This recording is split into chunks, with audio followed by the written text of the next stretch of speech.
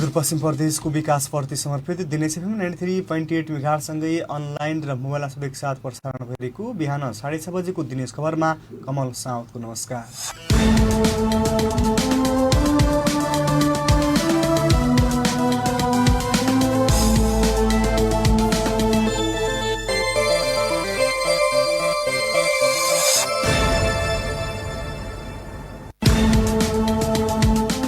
सुरुमा प्रसारणका प्रमुख खबरहरू।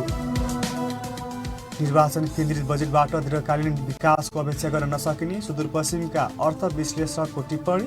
प्रदेशका सबै क्षेत्र बजेटमा समेटिए पनि कार्यान्वयनमा आशंका।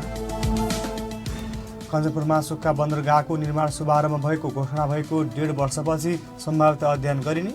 राजनीतिक दलहरूले पटक पटक ढाँड्दा चौतर्फी निराशा।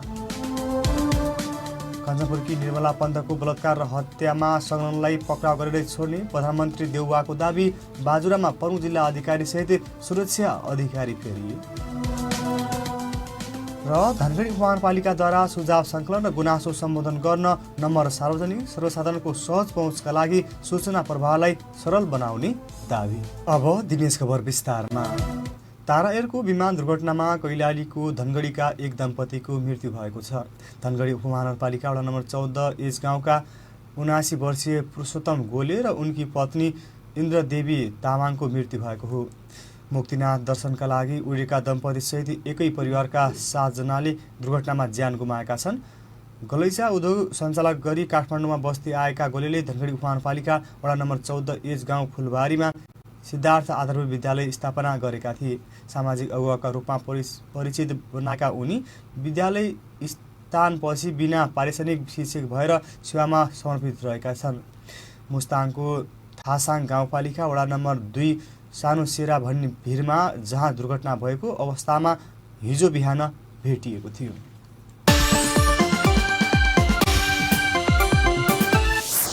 सङ्घीय सरकारले आइतबार संसदमा पेश गरेको बजेटबाट दीर्घकालीन विकासको अपेक्षा गर्न नसकिने टिप्पणी गरिएको छ।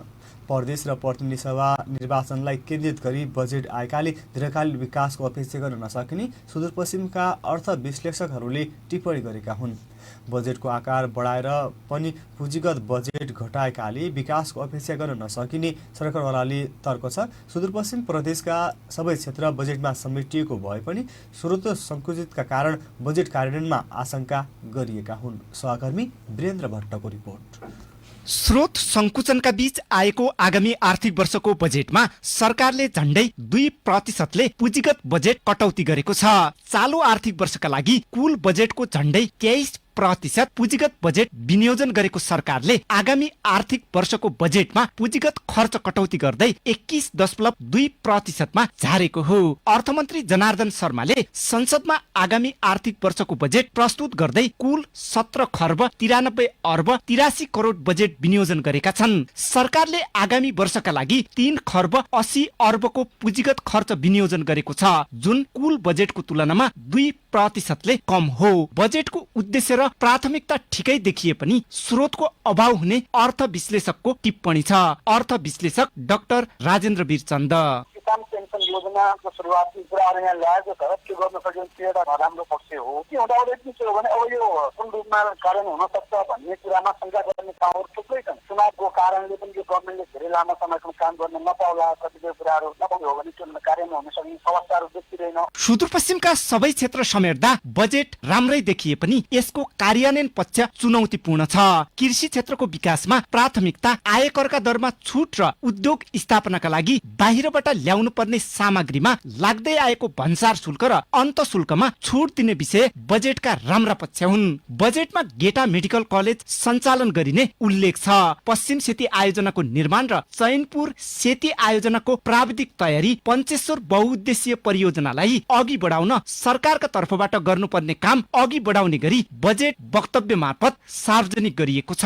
पञ्चेश्वर आयोजना भारत र नेपालको साझेदारीमा सम्पन्न गर्ने भनिए पनि अहिलेसम्म ठोस काम हुन नसकेको बताउँदै पुनः अर्थ विश्लेषक चन्द। कृषिप्रधान मुलुक भएर कृषिको आयात पनि एकदम तीव्र रूपले बढिरहेको हो र वैदेशिक मुद्रा हामी कहाँ विगतको भन्दा अहिले भण्डार कम हुँदै गएको छ। वैदेशिक रोजगारीको भरमा चलिरहेको अर्थतन्त्रलाई नियन्त्रण गर्न सक्ने बजारमा उतार्न सक्ने कुरामा अलिकति यो समस्या देखा परेको छ कि भन्ने कुराहरू यो बजेटमा पनि शङ्का गर्ने धनगढी विमानस्थललाई क्षेत्रीय विमानस्थल, अतरियामा जडीबुटी प्रशोधन केन्द्र स्थापना, दैजी छेलामा औद्योगिक क्षेत्रको पूर्वाधार निर्माण, हरैया क्षेत्रमा विशेष आर्थिक क्षेत्र निर्माण, बैतडी र बजाङमा पाइने फस्फोरसलाई उपयोग गर्ने पहल, दोदरा चाँदनीमा सुक्खा बन्दरगाह निर्माण, सात देवी मन्दिरलाई पर्यटकीय गन्तव्य बनाउने विषय पनि बजेटमा समेटिएका छन्। लम्कीमा ट्रमा सेन्टर स्थापना, दार्चुलाको खलङ्गामा सहरी खानेपानी तथा सरसफाई आयोजना निर्माण, फाप्लामा क्रिकेट रङ्गशाला निर्माण बजेटमा समावेश छन्।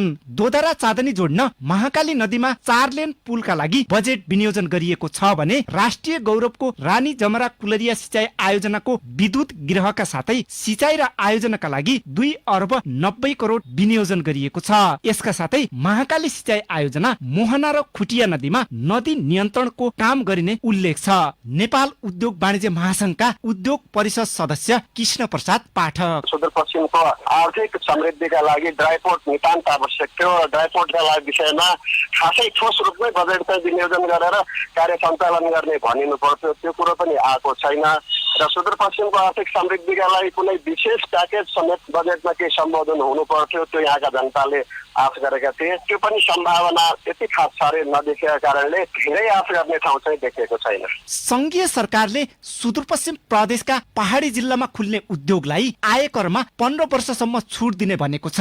यस्ता उद्योगले कारोबार सुरु गरेको मितिले 15 वर्षसम्म आयकरमा पूर्ण छुट दिने भएको हो। उद्योगले 100 जनालाई रोजगारी दिनुपर्ने शर्त सरकारको छ। दिनेश खबरका लागि वीरेन्द्र भट्ट, धनगढी। कञ्चनपुरमा सुक्खा बन्दरगाहको निर्माण शुभारम्भ भएको घोषणा गरेको 1.5 वर्षपछि सम्भावित अध्ययन गर्न बजेट विनियोजन भएको छ। यसअघि नै निर्माण कार्य थालनी भएको भनिएको बन्दरगाहका लागि आइतबार सार्वजनिक भएको बजेटमा सम्भाव्यता अध्ययन गर्ने भनिएको हो।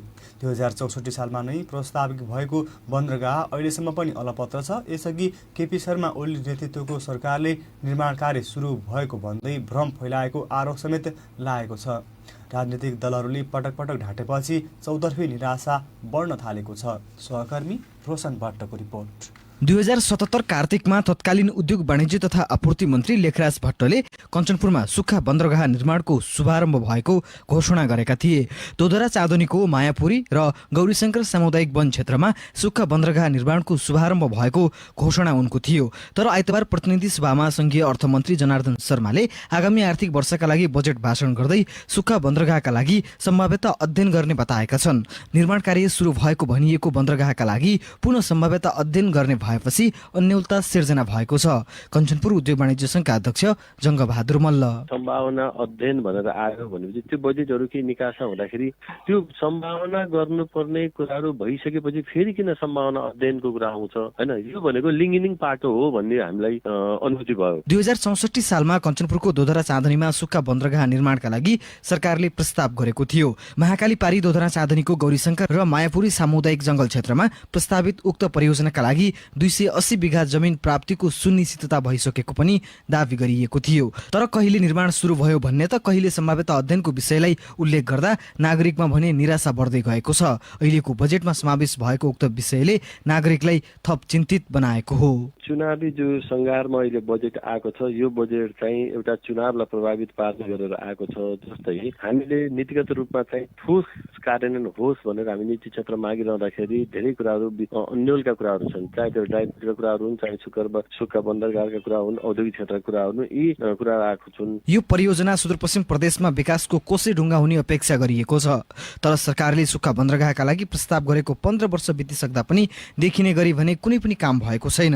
उक्त क्षेत्रमा रहेकाहरू कटानका लागि सुरु गरिएको वातावरणीय प्रभाव मूल्याङ्कनको काम पनि सकिएको छैन। बजेट निर्धारण गरेर काम अगाडि बढाउनु पर्ने समयमा सम्भाव्यता अध्ययनलाई जोड दिँदा स्थानीय जनप्रतिनिधिले पनि विरोध जनाएका छन्। दोदरा चाँदनी नगरपालिकाका मेयर किशोर कुमार लिम्बू, सम्भावना त देखेकै कारणले त होला नि। तपाईँहरू चाहिँ यो रुख गर्दै हुनुहुन्छ, एरिया चाहिँ मात्रै हुनुहुन्छ अनि पहिचान गर्दै हुनुहुन्छ यहाँको चाहिँ जङ्गलको भनेपछि कुराहरू अगाडि काम कुराहरू बढाएको हुनुपर्छ भन्ने हाम्रो बुझाइ हो। सुक्खा बन्दरगाहका लागि जग्गाको व्यवस्थापन, स्थानीयको पुनर्स्थापना र भारतले दिने पहुँच मार्गको निर्णय समेत हुन सकेको छैन।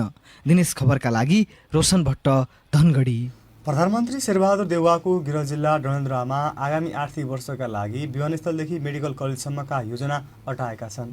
अर्थमन्त्री जनार्दन शर्माले बजेट भाषणमा डडेलधुरामा मेडिकल कलेज स्थापनाको प्रक्रिया अघि बढाउने बताएका हुन्। यस्तै डडेलधुराको अजयमेरुमा विमानस्थल पनि निर्माण हुने भनिएको छ।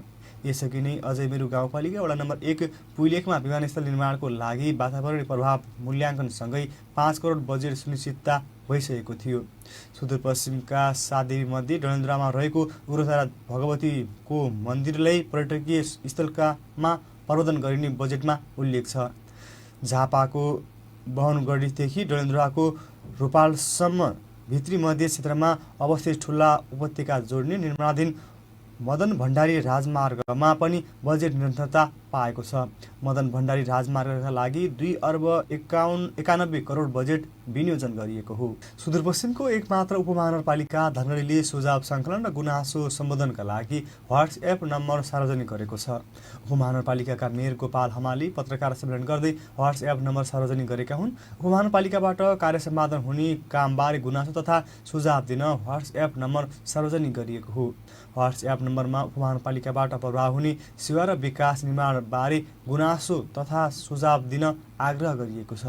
उपमहानगरपालिकाबाट विगतमा जस्तो व्यवहार भए पनि अब कार्यकालमा सञ्चारकर्मी र नागरिकलाई सहजै सूचना उपलब्ध गराउने प्रतिबद्धता पनि जनाइएको छ। सहकर्मी नारायण अवस्थीको रिपोर्ट। धनगढी उपमहानगरपालिकाका नवनिर्वाचित नगर प्रमुख गोपाल हमालले उपमहानगरपालिकाले प्रदान गर्ने सेवा प्रभावकारी नभए गुनासो र सुझाव सङ्कलन गर्न व्हाट्सएप नम्बर सार्वजनिक गरेका हुन्। उपमहानगरपालिकामा जुनसुकै काम गर्दा ढिलासुस्ती भयो, कर्मचारीले आनाकानी गरे या कुनै कर्मचारी या पदाधिकारीबाट कानून उल्लङ्घन गर्ने काम भए तत्काल नगर प्रमुखको व्हाट्सएप नम्बरमा गुनासो गर्न आग्रह गरिएको छ।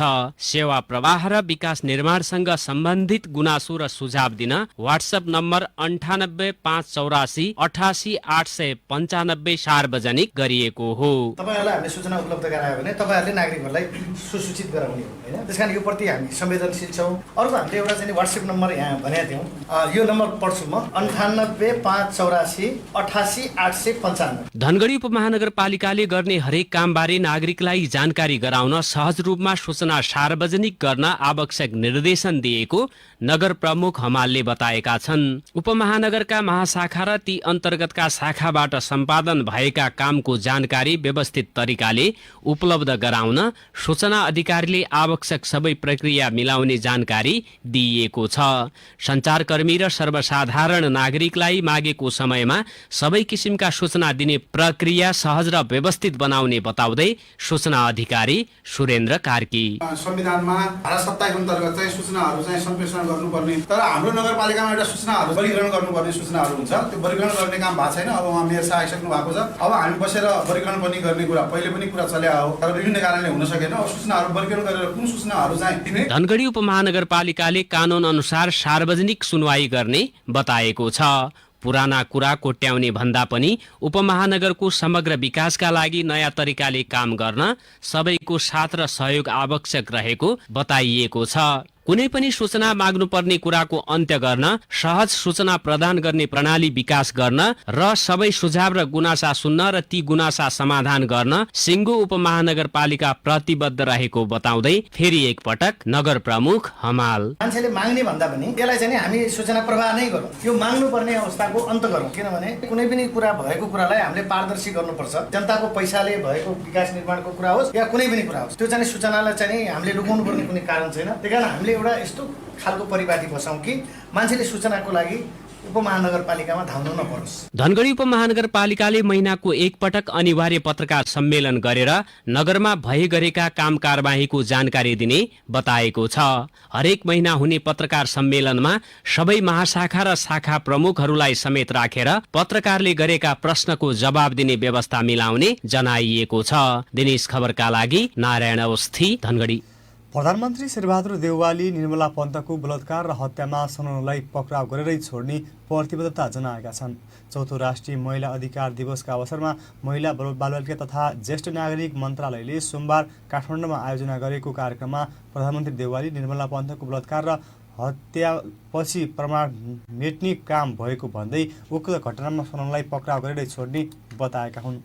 बलात्कार जस्तो अपराधमा संलग्नलाई क्षमा दिन नसकिने भन्दै उनले ढिलो चाँडो अपराधीलाई कानुनी कठघरामा उभ्याउने उल्लेख गरे।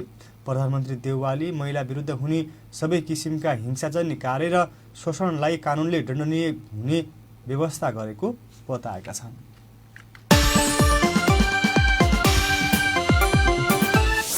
सुदूरपश्चिम प्रदेश सभाको 10औं अधिवेशन हिजोदेखि सुरु भएको छ। हिजो दिउँसो 3 बजे 10औं अधिवेशनको पहिलो बैठक भएको हो।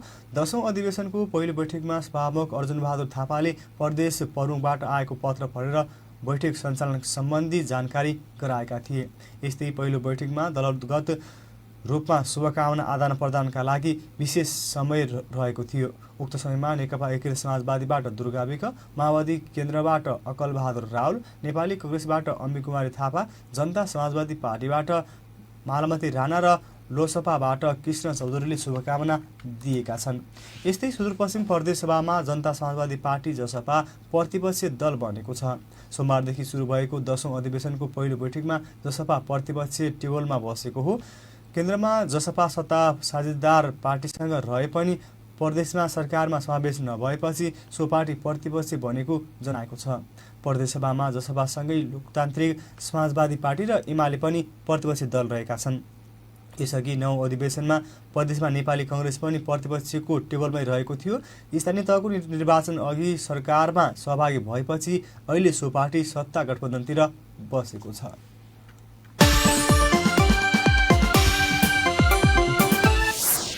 बाजुरामा प्रमुख जिल्ला अधिकारी सहित नेपाली प्रहरी र सशस्त्र प्रहरीका प्रमुखहरू फेरिएका छन्। बुढीगङ्गा नगरपालिकामा स्थानीय तहको निर्वाचनमा क्रममा गम्भीर सुरक्षा लापरवाही गरेको भन्दै सिडिओ सहित सुरक्षा अधिकारीहरू फेरिएका हुन्। यसअघि निर्वाचन आयोगले कार्यरत प्रमुख जिल्ला अधिकारी सहित सुरक्षा अधिकारीहरूलाई जिम्मेवारबाट हटाउन निर्देशन दिएको थियो। सोही निर्देशन बमोजिम नयाँ प्रमुख जिल्ला अधिकारी पुगेका छन्। प्रमुख जिल्ला अधिकारीहरूका रूपमा प्रकाश चन्द्र अधिकारी आएका हुन्। उनी अध्यागमन विभागमा कार्यरत रहेका थिए। यस्तै जिल्ला प्रहरी कार्यालय बाजुराका प्रमुखमा प्रहरी नायब उपरीक्षक डिएसपी सूर्य थापा आएका छन्। उनी नेपालगञ्ज तालिम केन्द्रमा कार्यरत रहेका थिए। यस्तै सशस्त्र प्रहरी प्रमुख डिएसपीमा टिकापुर तालिम केन्द्रमा कार्यरत गङ्गा पन्तलाई बाजुरा पठाइएको छ। उनीहरू तिनैजनालाई सेनाको हेलिकप्टरबाट सदरमुकाम मार्तरी पुर्याइएको हो। यसअघि कार्यरत प्रमुख जिल्ला अधिकारी उपेन्द्र राज पौड्याल, प्रहरी प्रमुख डिएसपी चतुर्भुज ओझा र सशस्त्रका प्रमुख डिएसपी दीपक विष्ट आइतबार नै जिल्लाबाट बाहिरिएका छन्।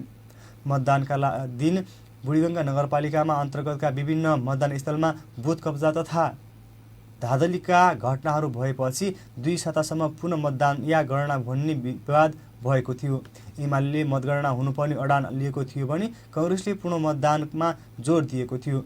विवादको निरूपण गर्न बाजुरा पुगेको निर्वाचन आयोगका आयुक्त सहितको टोलीले स्थलगत अध्ययन गरी पेश गरेको प्रतिवेदनपछि आयोगले 4 दिनपछि बुढीगङ्गामा पुनः मतदान गराउने निर्णय गरेको थियो।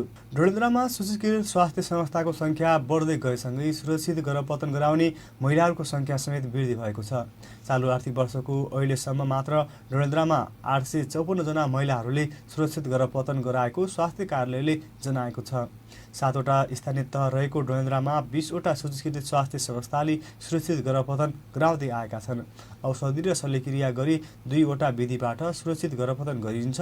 815 जनाले औषधि र 39 जनाले शल्यक्रिया मार्फत सुरक्षित गर्भपतन गराएको स्वास्थ्य कार्यालय परिवार नियोजन संयोजक भवानी कुँवरले बताएका छन्। डडेलधुरा अस्पतालमा मात्र यस वर्ष 157 जनाले सुरक्षित गर्भपतन गराएका छन्। यीमध्ये 131 जनाले औषधिको प्रयोग र 26 जनाले अपरेसन गरेर सुरक्षित गर्भपतन गराएको उनले बताएका छन्।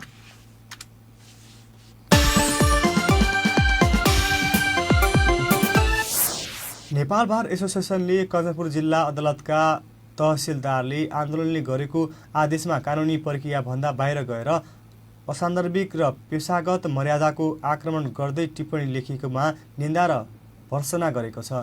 नेपाल बारमा महासचिव अन्जिता खनालले प्रेस विज्ञप्ति जारी गर्दै सेवाग्राहीले आन्दोलनमा प्रस्तुत गरेको माग दाबी उप प्रक्रिया पूरा गर्नुपर्ने कानुनी दायित्व भएका अदालतका तहसिलदारले कानुनी प्रक्रियाभन्दा बाहिर गएर टिप्पणी लेखेको प्रति नेपाल बार एसोसिएसनको गम्भीर ध्यानाकर्षण भएको उल्लेख गरिएको हो। बारले निमित्त सिरस्तेदारबाट भएको उक्त आदेश अदालतको जनआस्था आँच आउने गम्भीर गरी भएको ठहर गर्दै उनलाई कानुनी कारबाही गर्न सम्बन्धित निकायको ध्यानाकर्षण समेत गराएका छन्।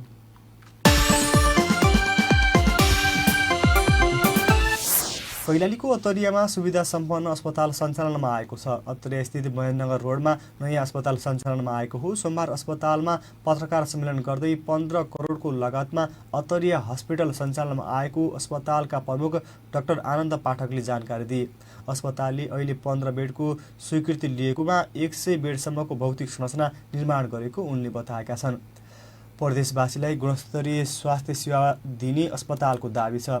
अस्पतालले इमर्जेन्सी मेसिन, डिजिटल एक्सरे, अत्याधुनिक ल्याब, भेन्टिलेटर, आइसियु, एनआइसियुका सेवा दिने जनाएको छ। यस्तै आकस्मिक उपकरण, हाड जोड्ने तथा साइड नल, शल्यक्रिया सहितको प्रस्तुति सेवा, सिटी स्क्यान, दूरबीनबाट पत्थरी, एपेन्डिसाइड, हर्निया, हाइड्रोसिल लगायतको सम्पूर्ण शल्यक्रिया लगायतका सेवा र आफ्नै फार्मेसीका सेवा पनि प्रदान गरिने बताइएको छ।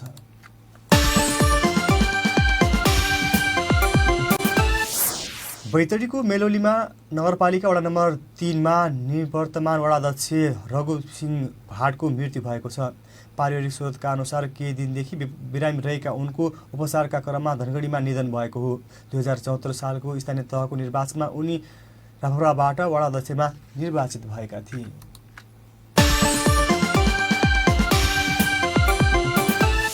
बैतडीका गाउँमा खानेपानी पुगेपछि स्थानीय खुसी भएका छन्। जिल्लाको सिगास गाउँपालिका वडा नम्बर 3, सुरुनिया गाउँपालिका वडा नम्बर 6 र मेलौली नगरपालिकाको काँडा बजारमा खानेपानी पुगेपछि त्यहाँका स्थानीय खुसी भएका हुन्। सुदूरपश्चिम प्रदेश सरकारको बजेटमा लिफ्ट खानेपानी निर्माण गरिएपछि गाउँमा खुसियाली छाएको हो। अहिले त्यहाँको स्थानीयले टाढा पुगेर पानी बोकेर खानुपर्ने बाध्यता हटेको छ। यसअघि ती गाउँहरूमा दैनिक 1 घण्टा ओह्रालो उकालो गरेर खानेपानी बोक्नुपर्ने बाध्यता रहेको थियो।